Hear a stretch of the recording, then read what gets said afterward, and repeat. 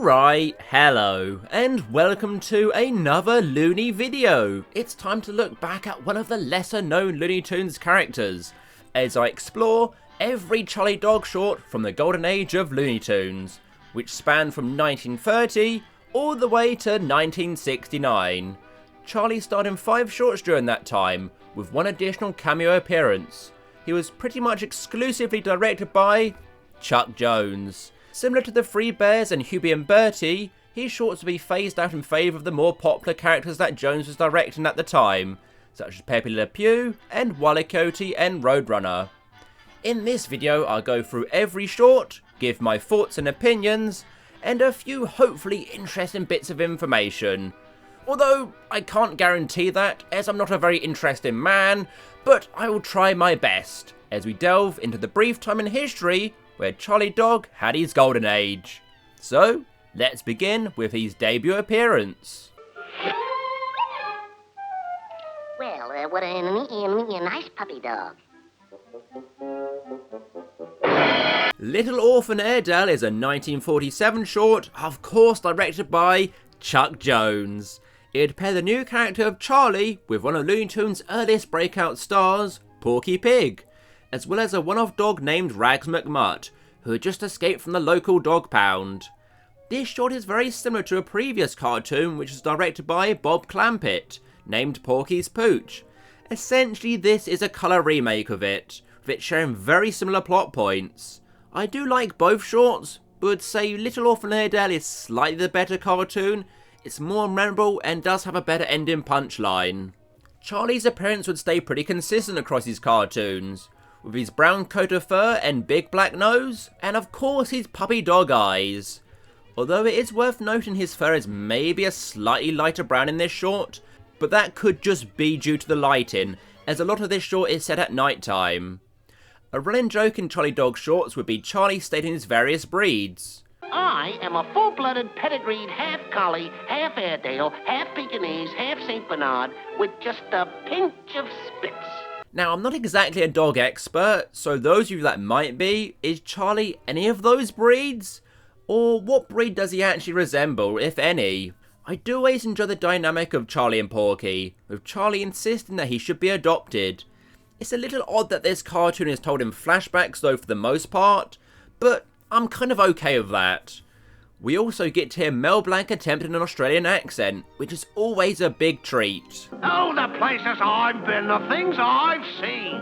Cool. Funnily enough, we actually also see Charlie imitating Mel Blanc when he was mimicking passers-by earlier in the short, while also looking for a sucker he could manipulate. Porky of course being that naive, good-natured victim.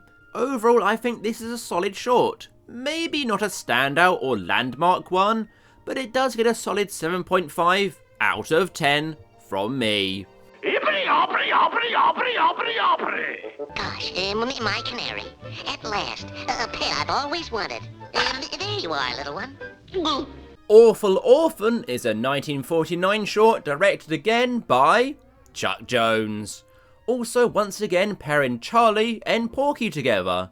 They do end up mixing it up after a few shorts, but these first few do end up feeling very similar.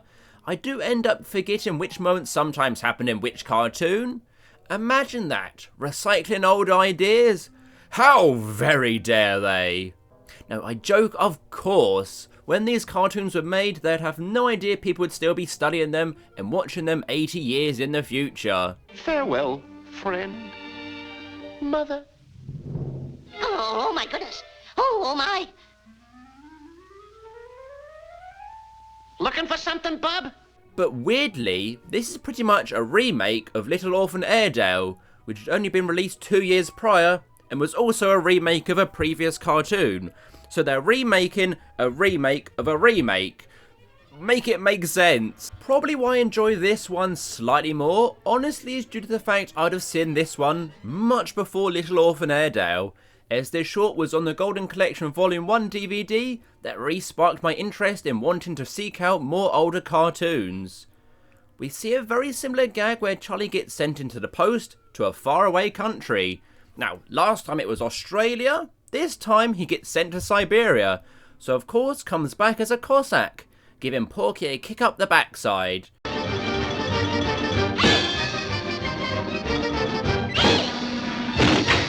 Other great standout moments for me was this part where Charlie pretends to be a baby. You think the joke is over when Porky kicks the basket away, but you get a nice little topper at the end.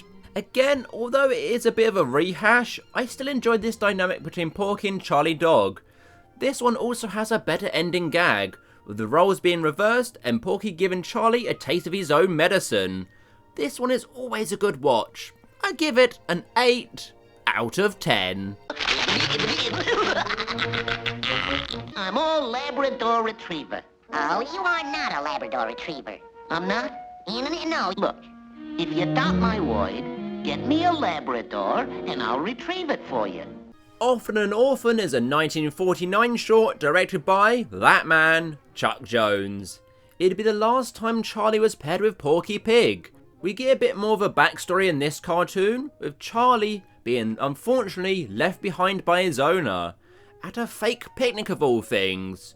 He was probably very excited to have that picnic, a few cocktail sausages and a little bit of fetch, but no, this owner really does not like Charlie Dog. I mean, Charlie is obviously a little bit obnoxious, slightly annoying, but there's just no excuse for abandoning a dog. So you do start this short by being very much on Charlie's side. Big Soulful Eyes routine. Gets him every time. Well, nearly every time. Now, I have always been more of a cat person, but even I'd be swayed into adopting poor Charlie at the roadside.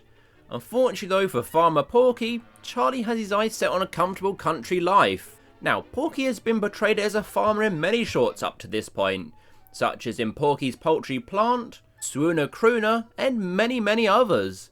It was kind of a default job setting for him, just like sometimes he was portrayed as a child, and other times as an adult. This is probably my favourite example of the running joke where Charlie makes up all kinds of different breeds. Perfect dad joke puns. 50% watchdog, 50% Spitz, 50% Doberman Pinscher.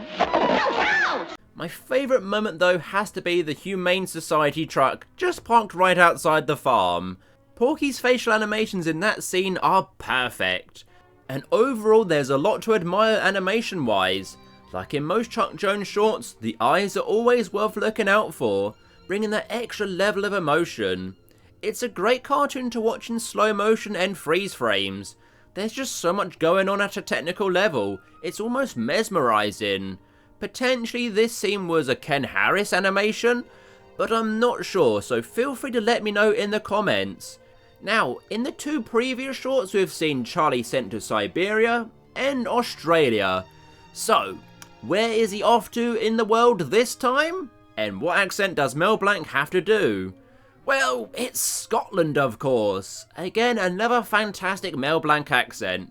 Hiya there, Jocko. Aye, and it's bro good to be back.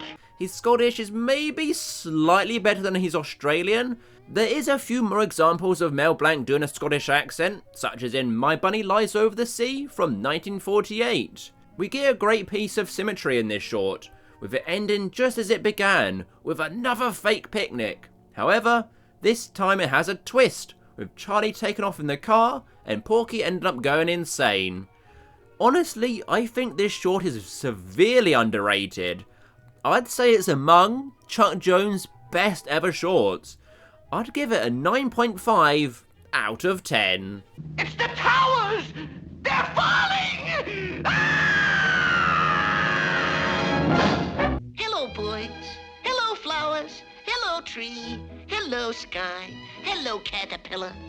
Hello, fence post. Doggone South is a 1950 short directed by Charles M. Jones. This time, rather than bugging poor Porky, Charlie gives him a rest as he travels down south where he finds Colonel Shuffle, a character Jones had used in the previous year's Mississippi Hare, where he starred alongside Bugs Bunny. He's slightly changed in appearance for this short, wearing a very snazzy yellow outfit. A very similar style of character to Yosemite Sam, who's almost exclusively used by Friz Freleng. He has the same short temper and hatred of Yankees. despite the Civil War having been over for well over 85 years by the time this short was being made. Is there anything else I can do for you? Some food, perhaps? Yes. How about some Yankee pot roast?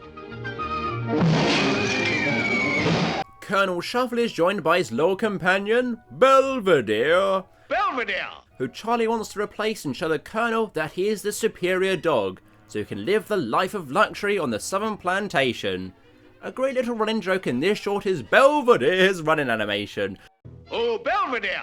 Sorry, I'll try to read his name normally, but Belvedere just feels right speaking it that way. Now yes, where was I? Oh yes, he's running animation, using his two front legs while his hind legs trail in the air behind him. Such a great animation cycle. Throughout the rest of the cartoon, we see Charlie try and turn the Colonel against his own dog by dressing him up in New York Yankee baseball outfits and Union American Civil War apparel. My favourite part of this short is when Belvedere is dressed in the baseball strip and is consistently tricked by Charlie into smashing his master over the head with a club. This short also has a very solid ending, which I honestly didn't see coming, with Belvedere and Shuffle tricking Charlie by having Belvedere dress up as a plantation owner that's looking for a new dog. A very enjoyable little cartoon, this one. Maybe the Civil War jokes age it a little bit, but it still gets a solid 8 out of 10. Yankees to the right of us, doodles to the left! I can always tell a dog hater when I see one. If they don't like me, they just don't like dogs. A Hound for Trouble is a 1951 short directed by Charlie Jones. It'd be Charlie Dog's final major appearance during the Golden Age. It'd see him travel abroad to the wonderful country of Italy. By the sounds of it, he's been kicked off this ship several times already. He's having a bit of a world tour, it would seem. It's interesting when watching these cartoons to get a bit of a snapshot of history, and just how things used to look back in the olden days. Now we get to see Paris plenty of times in Pepe Le Pew shorts, and London when they parody Sherlock Holmes, but it's nice to see the old country of Italy. Reminds me of the Godfather movies, which I have to admit I only watched for the first time last year. I know, right? Shame on me. But in my defence, cartoons are just more fun. After failing to warm himself to the locals, Charlie decides that his master should be the local restaurateur. Similar to Pepe Le Pew, with its fake French signs, we get some fake Italian signs. Pizza da chisel, meatballs and spaghetti, among others. Am I allowed to do that? I'm not sure I'm allowed to do this accent. Sorry to any Italians that I may have offended, but while I'm here offending you, I like pineapple on pizza. Sangonacce de Fulamenda. Of course, Charlie, as always, is portrayed by Mel, but Mel does a few other voices, such as Pasquale, the restaurant owner, along with a few of the locals. Although, interestingly, the writer Michael Maltese, who wrote many cartoons for Chuck and others, including this one actually, he portrayed one of the customers. Considering he wasn't a voice actor, it's impressive that he rolls out a very difficult, long-winded piece of dialogue. I'm a want una bella piatta del una cacciatore di tartazzini con ragù di marinara di la piazza ricottini mozzarella fine. He was of Italian descent, with his parents being Italian immigrants. Mel Blanc also masterfully repeats the line. I'm sorry. We no got una bella piatta del una cacciatore tetrusina con ragù di marinara della piazza ricottini e mozzarella fina. I love the look of the customer's face when he witnesses Charlie making the wine.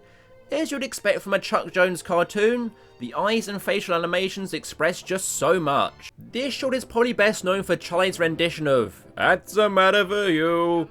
I'm sorry, I've probably offended Italy again, haven't I? I do apologise. I would love a holiday there, if I'm still allowed to be there. And also the cruel ending where he's left holding up the Leaning Tower of Pisa. A classic joke. Again, I don't think there is a bad Charlie Dog cartoon.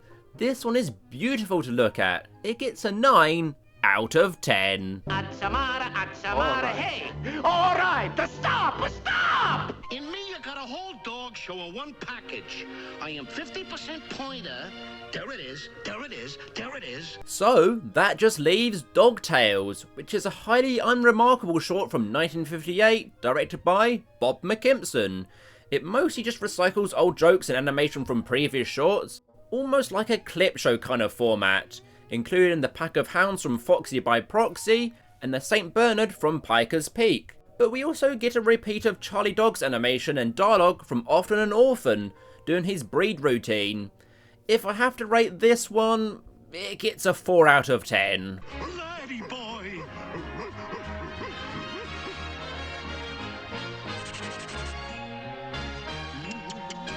So there we go. That was every Charlie Dog short during the Golden Age. I think a highly underrated and overhated character.